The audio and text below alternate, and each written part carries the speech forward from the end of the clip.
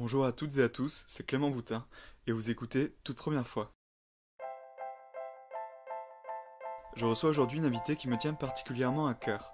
Je me suis entretenu avec Winona Guyon, une comédienne sourde qui a explosé dans la 5e saison de la série Scam France, dont je vous ai déjà beaucoup parlé ici. La jeune femme de 20 ans interprète Noé, une adolescente sourde qui se lie d'amitié avec Arthur atteint d'une surdité brusque.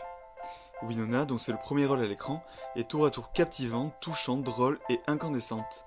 La chimie entre son personnage et Arthur, interprété par Robin Mignet, est vraiment insensée. Une scène m'a beaucoup marqué, celle où Noé, dans l'épisode 4, réalise un chant-signe, une forme de danse qui traduit une musique en langue des signes. Il s'agit d'un moment doux et poétique dans lequel le talent brut de la comédienne éclate. Maintenant qu'elle a goûté au jeu, cette dernière voudrait continuer dans cette direction. J'espère que les agents et les directeurs de casting oseront davantage engager des personnes sourdes, quasiment inexistantes au cinéma et à la télévision. Pour cet épisode, j'ai décidé de diffuser sur YouTube la vidéo de mon entretien avec Winona Guyon, qui a répondu à mes questions en langue des signes. Pour les plateformes audio, c'est mon amie Lisa Guyenne, journaliste à Radio France, qui pose sa voix sur les réponses de Winona. Je ne peux que vous conseiller d'alterner entre le podcast et sa vidéo sous-titrée. C'est parti.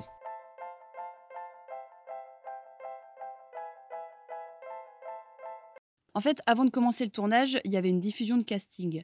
Ce qui était déjà très positif, c'est qu'ils cherchaient un comédien ou une comédienne sourd ou sourde et pas un entendant pour jouer le rôle d'un sourd. Moi, j'étais pas forcément partante au départ, mais c'est mon père qui m'a poussée et qui m'a dit Mais t'aimes ça, la comédie? T'as toujours rêvé de faire ça quand t'étais petite. Au départ, je savais même pas que c'était un casting pour Scam. Donc j'ai participé, j'ai rencontré David, le réalisateur, j'ai demandé d'emblée où était l'interprète, et il m'a dit « Fais-moi confiance, on va communiquer par l'application Ava ». J'ai vu qu'il était patient, qu'il s'adaptait, donc ça s'est bien passé, et j'ai eu la réponse ensuite, j'ai appris que j'étais prise. J'avais l'habitude de défendre ma place et de demander toujours des interprètes. Ils m'ont dit « Non, non, il n'y aura pas d'interprète, mais t'inquiète pas, on va s'adapter à toi ». Pour les répétitions, ça s'est passé merveilleusement bien. On était très en lien avec Robin aussi, qui a appris la langue des signes. L'équipe était sensibilisée, il y avait du lien. Pour moi, c'était très important qu'il n'y ait pas de blocage dans la communication, qu'on brise la glace.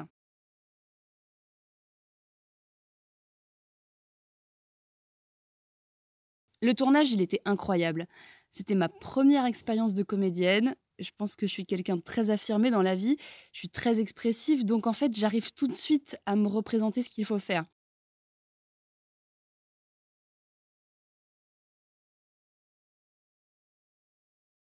C'est des qualités qui sont propres aux sourds, hein. Et pendant le tournage, j'ai découvert des choses intéressantes. Que l'interprète soit là ou pas, en fait, ça change des choses. S'il n'est pas là, ça me permet d'être plus en introspection, de chercher à savoir si ça va. Alors que dès qu'il y a un interprète, du coup, je vais tout de suite demander au réalisateur si j'étais bien ou pas. Donc, ça fait baisser la confiance. Et là, comme il n'y avait pas d'interprète, je me suis dit, c'est à moi de chercher, c'est à moi de savoir, c'est à moi de sentir. J'ai réussi à sortir de moi et à laisser place à Noé. Mais qu'il y ait un interprète ou non, dans les 2 cas, ça se serait bien passé, hein. Le tournage, il était dingue. La relation avec l'équipe était merveilleuse. Ça m'a vraiment donné envie de continuer à progresser dans ce sens-là. Alors après, ça dépend des équipes aussi, hein. S'ils embauchent un comédien sourd juste pour l'image et pour le mettre un peu au placard, voilà. Alors que là, non, il y avait de l'empathie. Et c'est ça qui me donne vraiment envie de continuer à travailler dans ce métier. Et j'espère que j'aurai d'autres opportunités, même si je sais que c'est pas un métier facile.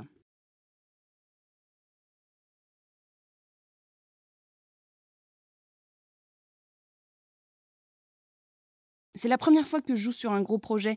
Après, à l'école des sourds, j'ai participé à des ateliers de théâtre, à des ateliers de visuel vernaculaire.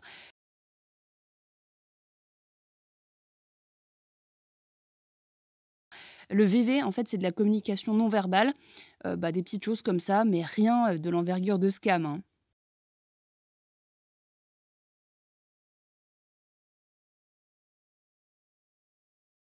Alors, j'ai eu mon bac il y a 2 ans. Le lycée, c'était difficile parce que j'étais la seule sourde, j'étais en intégration, il y avait une pression. Une fois que j'ai eu mon bac, j'ai fait de l'aide humanitaire, j'ai été au Bénin dans une école d'enfants sourds avec ma mère. Et là, c'était un moment d'évasion, j'avais besoin d'aventure.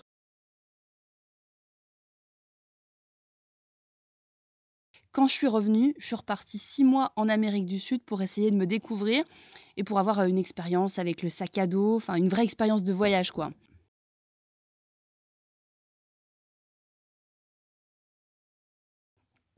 Les études, c'est pas comme pour les entendants, il faut se battre, il faut de l'énergie pour savoir ce qu'on veut faire, il faut développer de l'énergie pour trouver un interprète, pour que ce soit accessible. Donc cette opportunité s'est présentée et j'espère, que je pourrai continuer dans cette direction.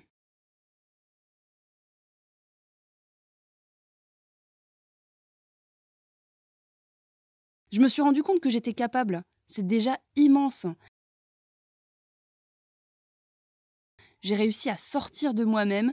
Noé et moi, c'est vrai qu'on a des caractères proches, mais j'ai réussi quand même à nous distinguer, à la trouver elle et me mettre moi de côté.